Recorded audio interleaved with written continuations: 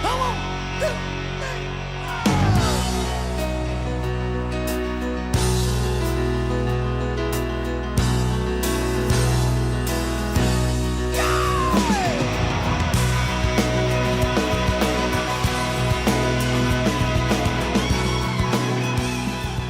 Good morning, welcome back for BRN AM for Monday, May 9th, 2022. Our top story today, we're taking a look at the Chinese retirement system and the new third pillar. And joining me now to discuss this and a lot more, Yan Hu is the Senior Business Advisor for Vermilion. Yan, great to see you. Thanks so much for joining us on the program this morning. Thank you for having me. Glad to be here. And it's great to have you. And you have spent a large part of your career building businesses in and around China, Hong Kong.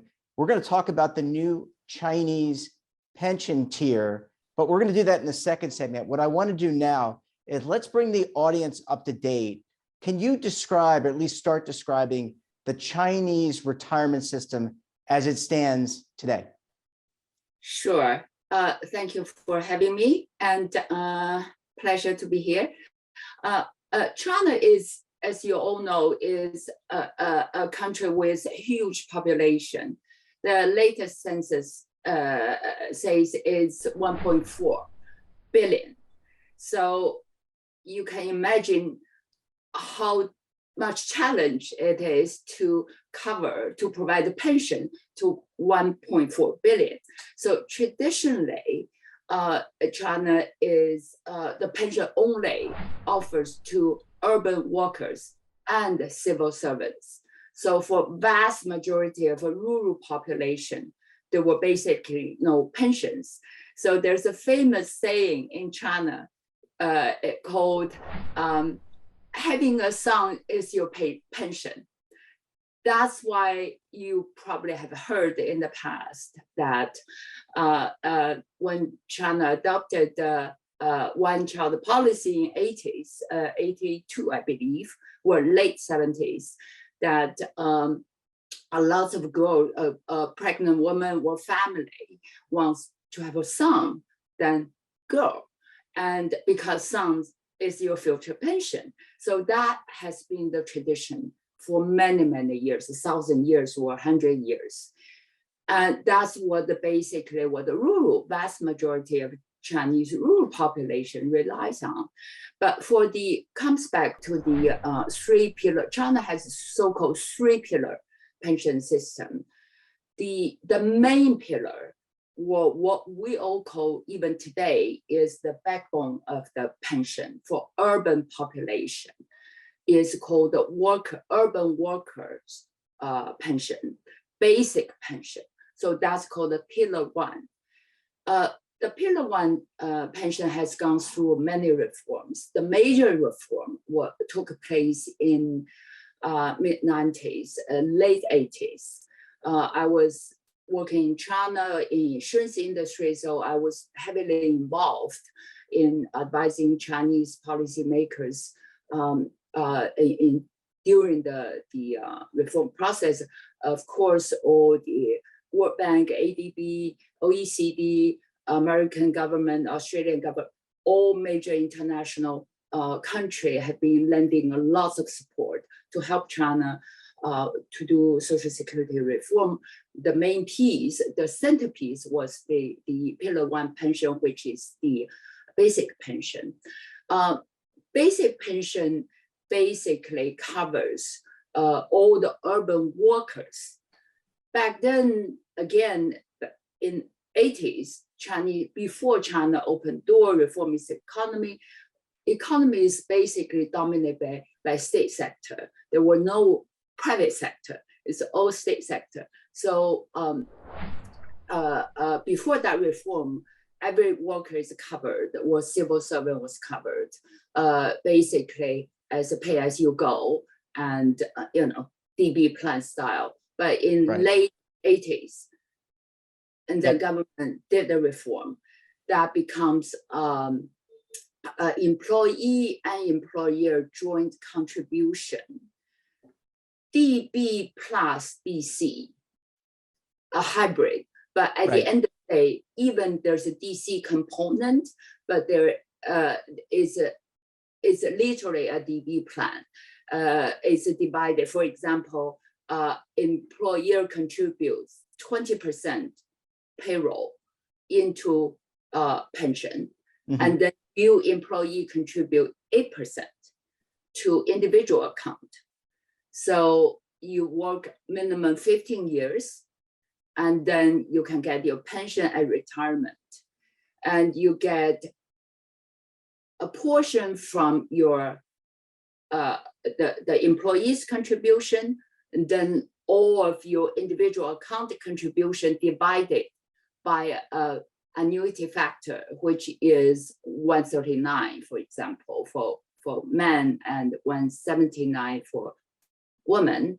And that's permanent. You think about this divided by annuity factor, that means you get this forever.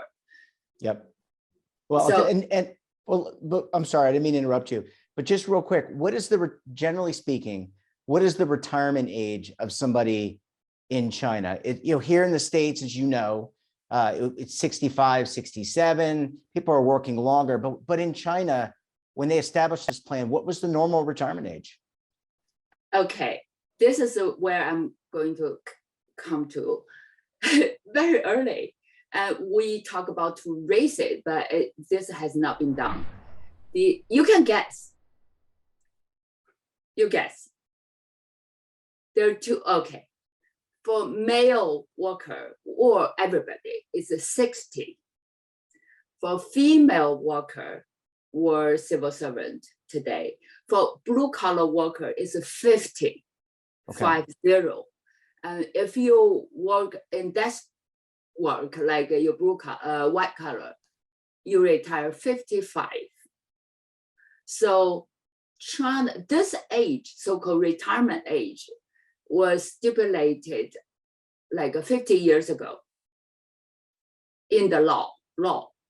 So government has been trying to change it, raise it, but of course encounter lots of resistance in the public.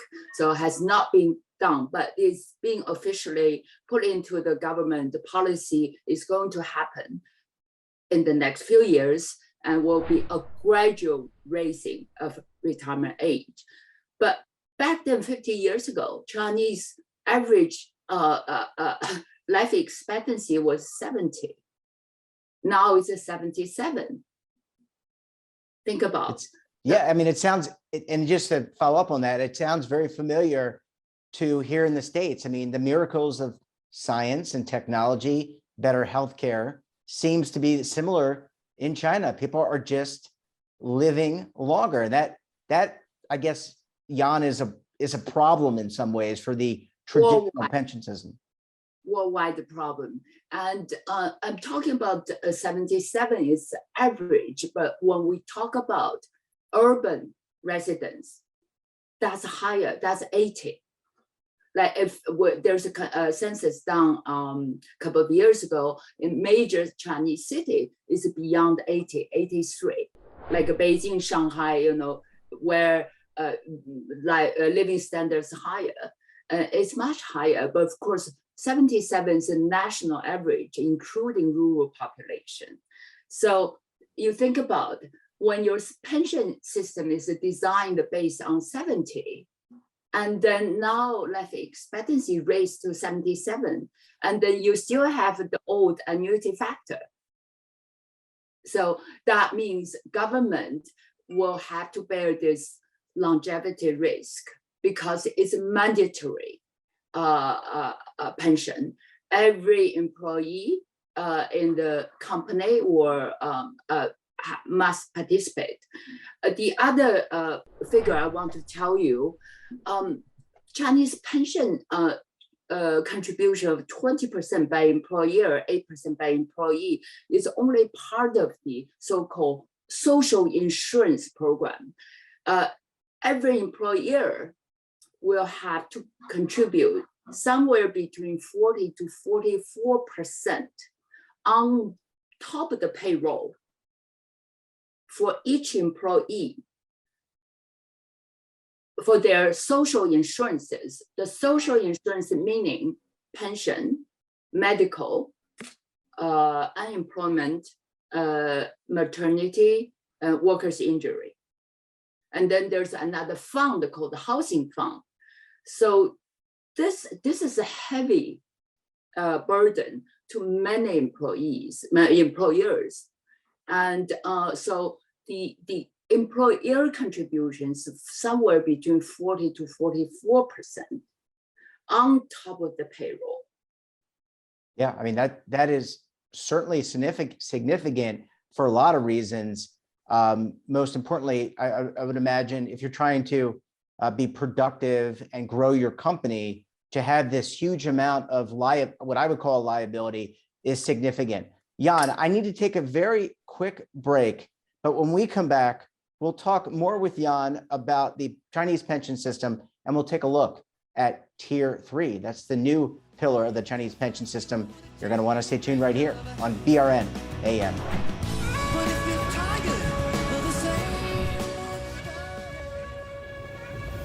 Imagine a new television network that will make you richer, healthier, and in control of your financial future.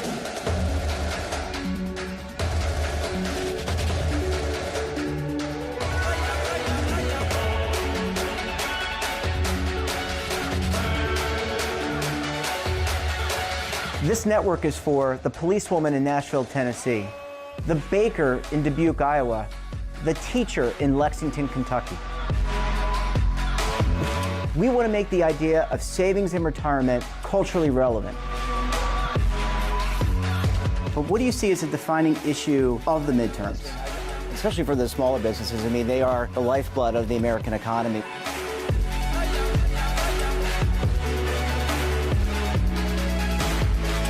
Featuring exclusive interviews, current affairs, and docuseries. 33 years old, you retired early. The philosophy is money only matters if it helps you live a life that you love. But you got to start thinking about retirement as soon as you get in. The Broadcast Retirement Network will drive very high engagement with premium partnerships. So this isn't retirement and savings for your parents or grandparents. This is for all Americans. And we're going to change the way you think about money.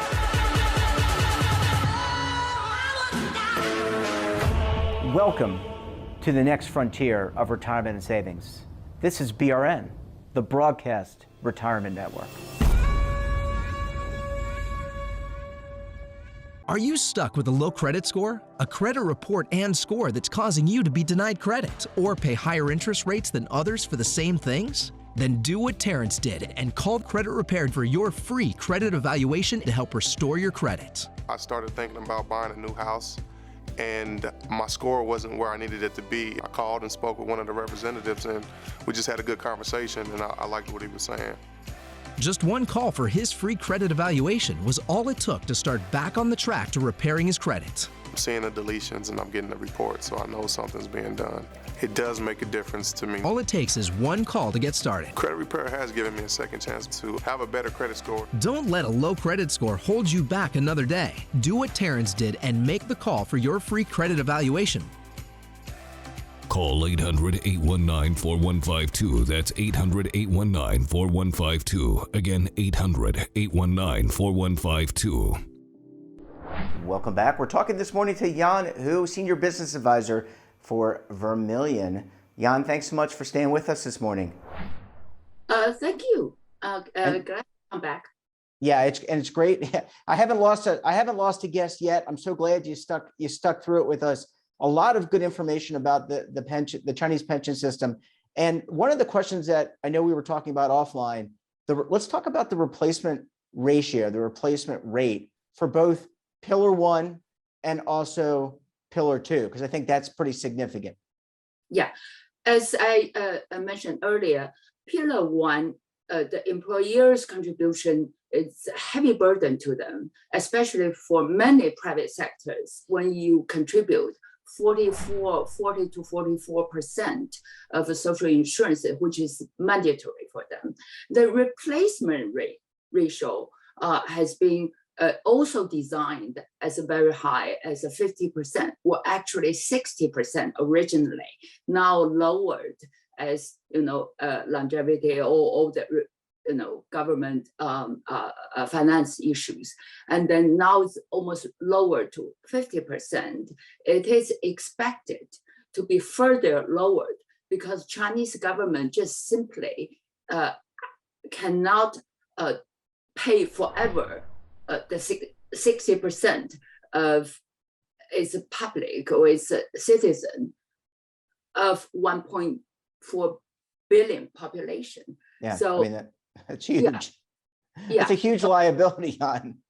Yes, so 40% replacement rate from your mandatory basic pension.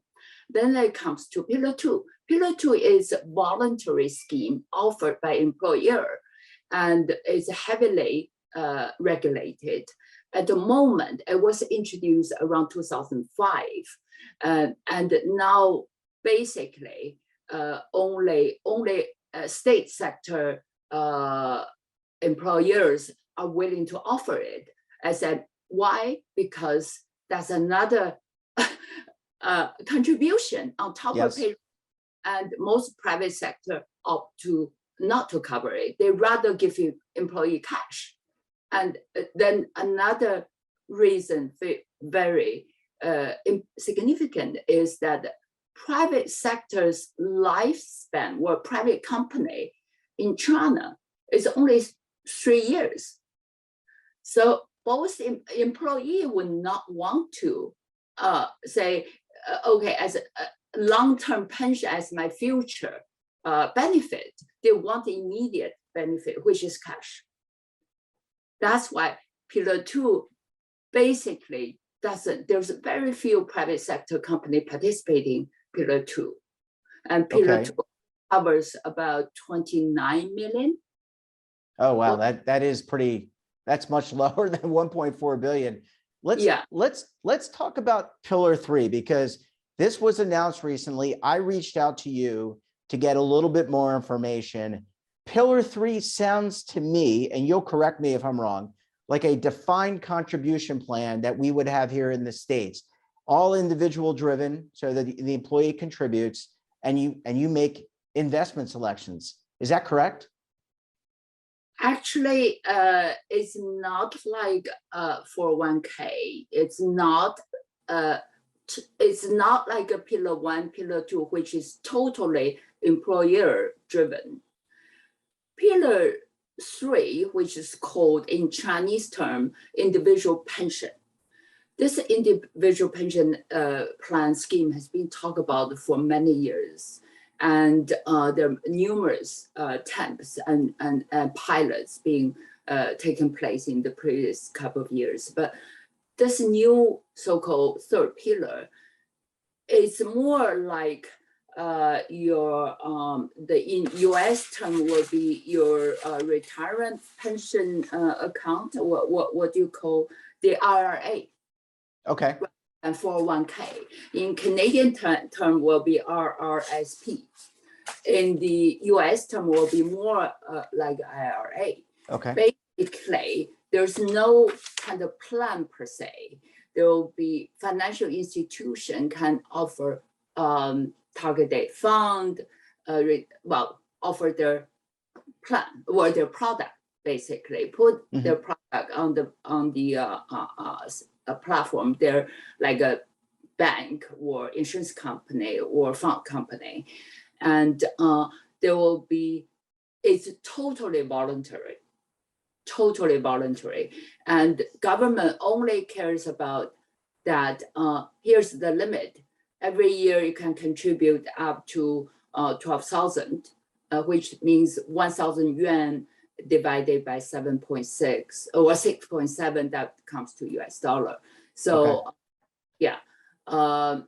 so your annual limit is 12,000 Chinese yuan. Government only cares about that. You can do that as a deduction. What's not clear in the regulation is that what are they going to do when you get this benefit when you reach retirement age? Unlike the previous pilot, they will clearly say tax deferred insurance product. This one, they live this term out.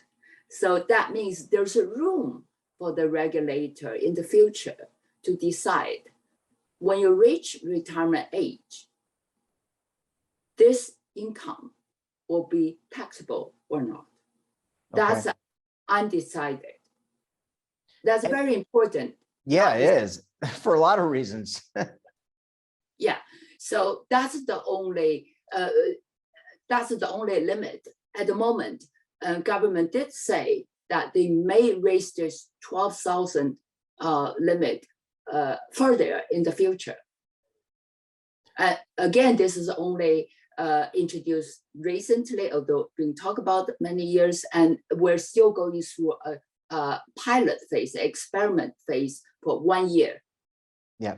From now. Look, I'm sorry, I didn't mean to interrupt you. I was just, as a final question, because we're unfortunately running out of time, but I want to ask you, you have worked with a lot of different companies, advised a lot of different companies about working in China, working in Hong Kong, et cetera. Is this an opportunity, for example, for American or non-Chinese financial institutions? So what you're describing is very similar to an IRA here in the States. You pick the fund. So if I am company XYZ here in the United States, and is this an opportunity for me? And would you expect, or is this only for Chinese companies to participate in? Well, you have to be a licensed financial institution in China. It doesn't matter if you're foreign or Chinese. You have to be, for example, if you're an insurance company, you have to be licensed to be an insurance company in China first. Or if you're a mutual fund company, for example, Schroeder, or they all have a joint venture in China, and then they can do it. Okay.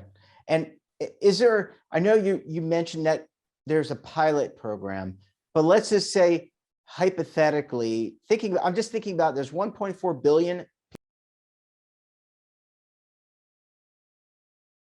Pillar 2, I think you said, covers 29 million, give or take.